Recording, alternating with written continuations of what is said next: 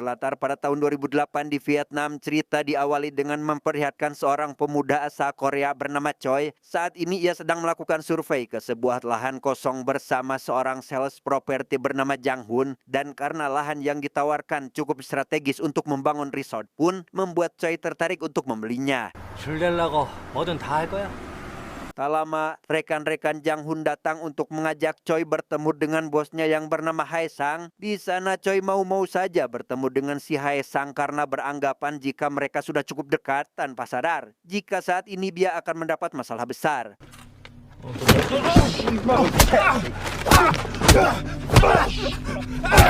Entah bagaimana nasib Choi ke depannya. Saat ini kita akan bertemu lagi dengan jagoan kita semua, siapa lagi kalau bukan Ma Dong-suk. Terlihat ia baru tiba di depan sebuah toko yang sedang terjadi kerusuhan, masuk ke dalam toko melalui jalur belakang demi mengamankan seorang pasien rumah sakit jiwa yang menjadi penyebab kerusuhan.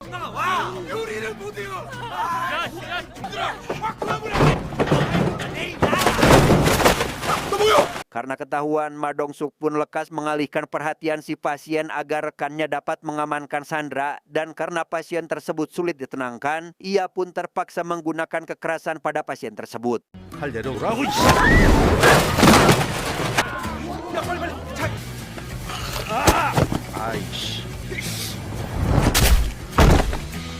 Aksi heroiknya membuat Ma Dong-suk viral bahkan masuk ke dalam berita koran. Tentu saja hal itu sangat membuatnya bangga. Namun tak lama, atasannya yang tiada lain adalah Jun juga datang ke kantor setelah mengikuti rapat penting dengan Pak Komisaris. Yang mana hasil rapat itu, Jun dan satu orang dari timnya harus berangkat ke Vietnam untuk membawa seorang buron. 그거 있다 아닙니까? 작년에 그 가리봉도 금방 턴 새끼들. Di sana Jun menjelaskan jika ini adalah tugas khusus, yaitu membawa pulang Jang Hun ke negara ini karena ternyata Jang Hun yang merupakan buron paling dicari kini telah menyerahkan diri ke kantor kepolisian Vietnam dan Ma Dong-suk adalah satu-satunya polisi yang cocok untuk tugas ini.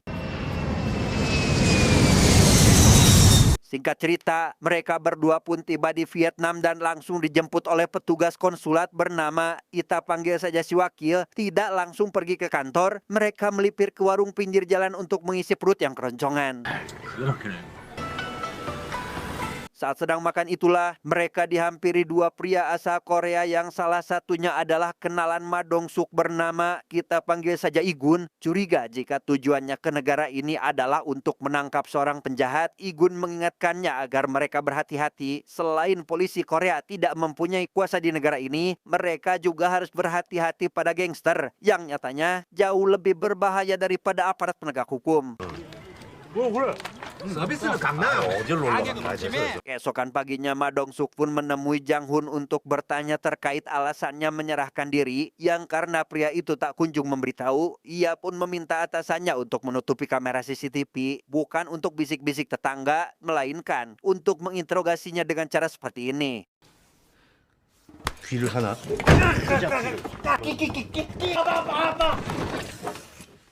Alhasil, Jang Hun pun mau buka suara dan memberitahukan alasannya menyerahkan diri, yaitu telah meniduri pacar rekannya sesama penjahat yang karena perbuatannya telah terbongkar, ia pun jadi khawatir, takut jika rekannya itu akan datang untuk menghabisinya.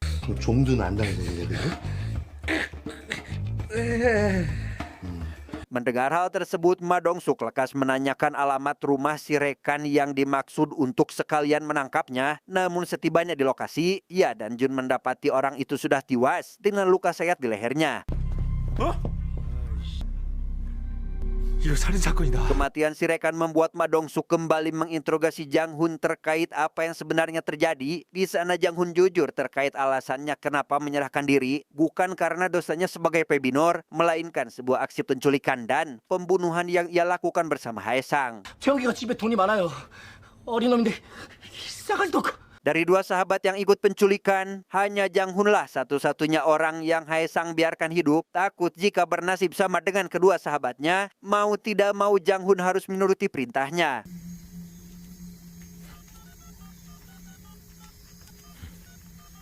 Setelah mendapat uang tebusan dari keluarga Choi atau orang yang telah mereka culik, sejak hari itu jugalah ia tidak bisa tidur nyenyak lagi, merasa resah, gelisah, gundah gulana, seolah ada pihak lain yang mengincarnya. Sadar jika di luar tidak aman lagi, maka ia pun memilih di penjara daripada harus mati di luaran sana. 정도도 분명히 가게자기가 준 겁니다. Untuk memastikan kebenarannya, Ma Dong-suk pun meminta Jang Hun agar memberikan alamat tempat dikuburnya para korban setelah menghubungi Hong dan memintanya agar mencarikan informasi terkait latar belakang Hae Sang. Ia dan atasannya pun pergi ke lokasi sesuai alamat yang diberikan dengan si wakil yang juga ikut membantunya.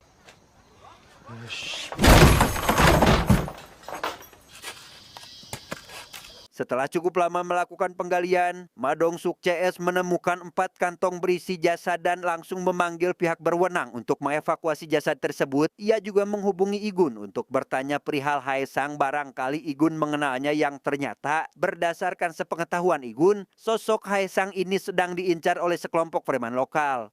또마 주저 호텔 왜? 아이 헐류 인포케이션 아이, 경찰이야, 경찰! 야야야야 총 꺼낸다고 총 꺼내자.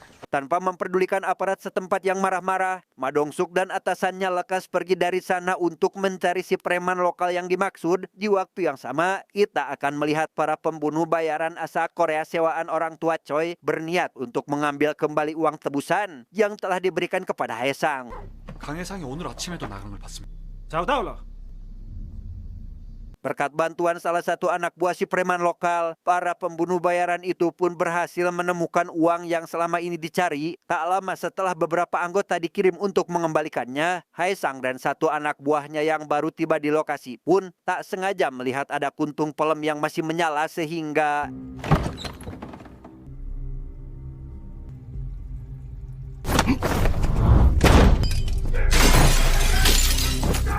ya, setelah menghabisi satu pembunuh bayaran, Hae Sang harus terlibat perkelahian dengan beberapa anggota pembunuh bayaran yang tersisa. Meski hanya 2 orang saja, ia dan rekannya dapat menumbangkan mereka semua sampai akhirnya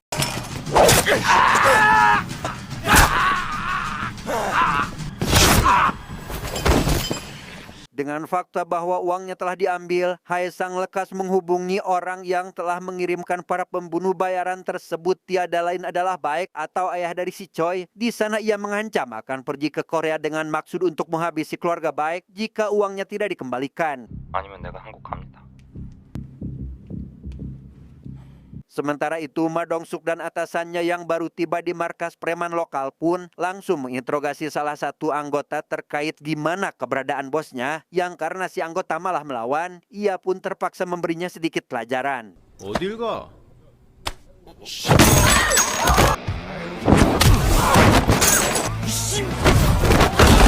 까불고 있어.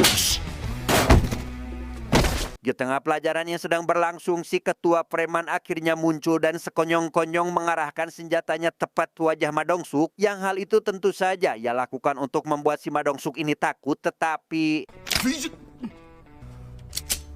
이 새끼 이거 진짜 총이네. 이 개새끼가 사람을 죽이려고. 일로 와. 이 개새끼야 확 죽여. setelah mendapat informasi terkait Baek yang mengirim para pembunuh bayaran dari si preman, Ma Dong-suk dan atasannya langsung pergi menuju rumah Hae Sang. Namun setibanya di sana, mereka malah dikejutkan dengan sisa kekacauan dan tumpukan paspor milik para korban penculikan yang di tengah keterkejutan tersebut tiba-tiba 찾았다 최영기.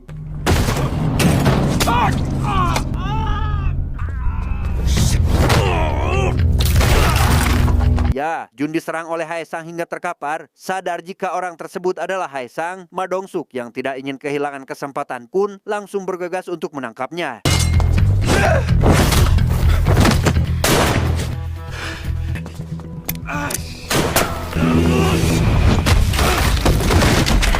Dengan bantuan rekannya, Hae Sang akhirnya berhasil lolos dari cengkeraman Ma Dong-suk, di mana Ma Dong-suk sendiri langsung membawa Jun ke rumah sakit agar dia segera mendapat perawatan. Baru saja sebentar di rumah sakit, Ma Dong-suk dan atasannya malah mendapat berita buruk terkait mereka yang akan dideportasi dari si wakil bukan tanpa alasan. Setelah melakukan pelanggaran seperti investigasi tanpa izin, tentu saja membuat pihak kepolisian Vietnam sangat geram. Namun meski begitu, mereka akhirnya menerima deportasi tersebut karena berdasarkan informasi dari si anak buah yang tertangkap, Hae Sang juga akan pergi ke Korea, sehingga mereka memutuskan untuk pulang kampung saat itu juga. 오케이, 렛츠고, 렛츠고, 렛츠고. 강에서 한국 가서 최춘백 만나러. 가. Dengan ditemani rekannya yang bernama Donggun, Ma Dong-suk pergi menemui ketua geng isu tiada lain adalah ketua Jang, di mana maksud kedatangannya ke sana adalah untuk menanyakan apakah dia mendapat informasi terkait kapal yang baru sampai di pelabuhan, dan jika ada, maka besar kemungkinan Hae Sang sudah sampai di negara ini.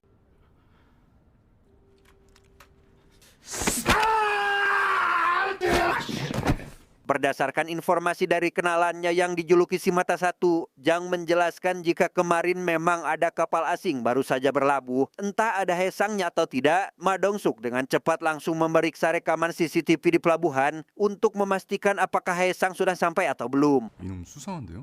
차 바퀴를 뒤지는데? 형님 여기 찾은 것 같은데요? Ya, akhirnya mereka menemukan Hae Sang pada salah satu rekaman CCTV. Sadar jika tujuan Hae Sang adalah keluarga baik, mereka langsung memulai pencarian dengan mengunjungi rumah duka tempat Choi bersemayam, bukan untuk melayat, melainkan untuk memantau dan mencari keberadaan Hae Sang saat ini. 데려와 주신 형사님이시죠? 예. 고맙습니다. Saat sedang makan, Ma Dong-suk sadar jika kebanyakan pelayat adalah para gangster sewaan baik untuk melindungi keluarganya. Selepas dari sana, ia lekas pergi menemui Donggun setelah mendapat informasi terkait bangkai mobil yang baru saja Hae Sang gunakan. 안 나온다는데 주변에 CCTV도 없고 애 좀 먹겠는데요. Di waktu yang sama, Hae Sang diam-diam mulai menjalankan aksinya dengan menyamar sebagai salah satu anggota pembunuh bayaran. Namun kekacauan seketika terjadi tatkala Baik berhasil membongkar penyamarannya.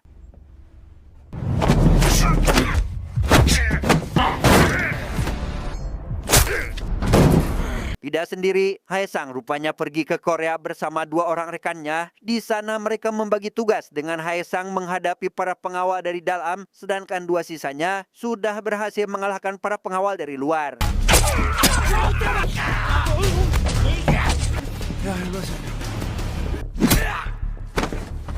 Meski hanya bertiga saja, Hae Sang berhasil menculik Baik dan membawanya pergi entah kemana. Sadar jika Baik telah diculik, Hong atau polisi yang bertugas untuk mengawasi CCTV pun langsung menghubungi rekan-rekannya untuk mencegat mobil yang dikendarai Hae Sang ke tepi.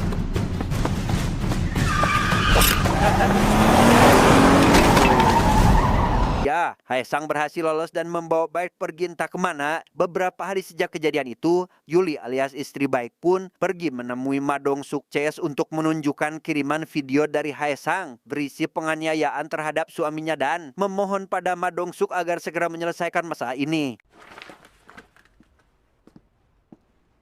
Tak lama, Yuli dihubungi oleh Hae Sang yang memintanya agar segera memberi uang tebusan. Yang karena Yuli ingin memastikan dulu apakah Baik masih hidup atau tidak, ia pun mengajukan kesepakatan pada Hae Sang untuk melakukan pertukaran secara langsung.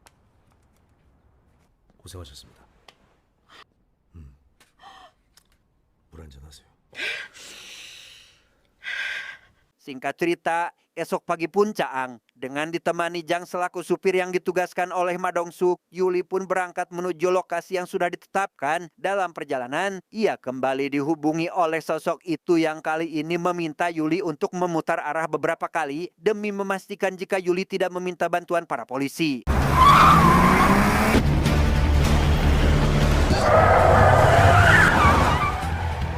Sementara Ma Dong-suk dan rekan-rekannya sibuk mengatasi masalah itu, Donggun sendiri kini sudah sampai di lokasi ketemuan dengan maksud untuk mencari keberadaan Baik. Yang tepat setelah Baik berhasil ditemukan, Hae Sang malah menyadari kedatangannya sehingga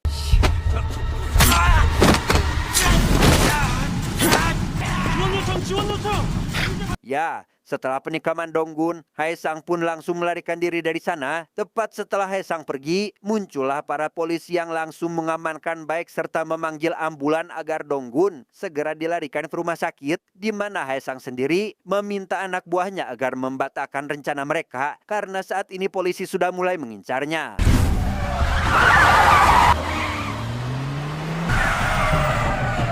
Takut jika Haesang berkhianat dengan akan membawa semua uang tebusan, kedua anak buahnya memilih untuk mengkhianati Haesang lebih dulu. Berlokasi di parkiran setelah aksi kejar-kejaran dengan mobil Yuli, mereka akan membagi tugas yaitu mengejar Yuli dan satunya lagi akan mengurus uang tebusan yang saat ini dibawa oleh Jang bersamanya.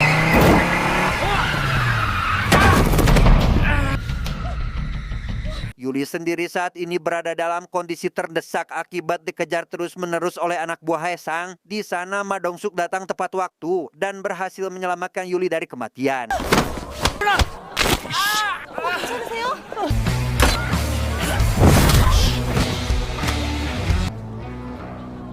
Setelah kedua anak buah Haesang berhasil ditangkap, ini tinggal Haesang sendiri yang masih menjadi PR kepolisian, sehingga Ma Dong-suk mengerahkan awak media untuk menyebarkan wajah si Haesang, termasuk ketua Jang, yang saat ini membawa kabur uang milik Yuli.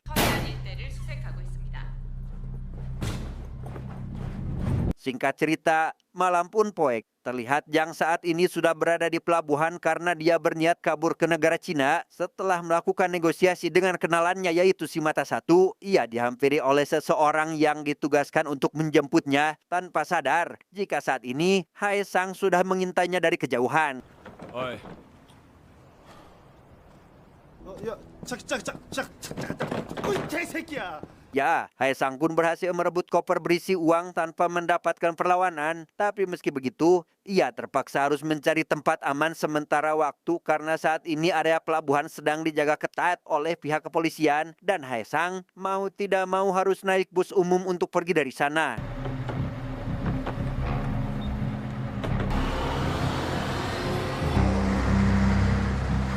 Tanpa Haesang sadari, rupanya ia sudah masuk jebakan Ma Dong-suk yang sudah tahu di mana ia berada. Seperti yang saat ini Ma Dong-suk lakukan, yaitu menutup akses jalan, menghentikan mobil bus yang dinaiki Haesang, meminta semua penumpang untuk turun, kemudian masuk ke dalam bus untuk menghajar Haesang di dalam sana.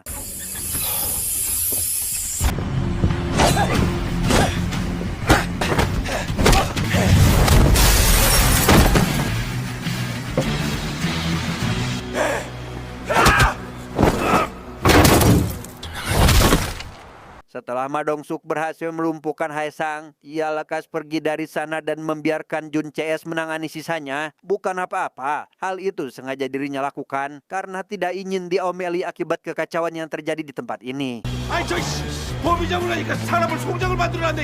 이거를 야 이씨 마석도 너 이씨. Terakhir, kita akan diperlihatkan dengan rasa frustasi yang dialami oleh ketua Jang akibat gagal membawa kabur koper berisi uang. Ia yang sebenarnya bisa saja mengambil koper itu terpaksa harus mengurungkan niatnya tersebut karena takut dengan ancaman Ma Dong-suk yang akan memburunya kemanapun ia pergi. 야 장이수. 돌아가면 아이구나.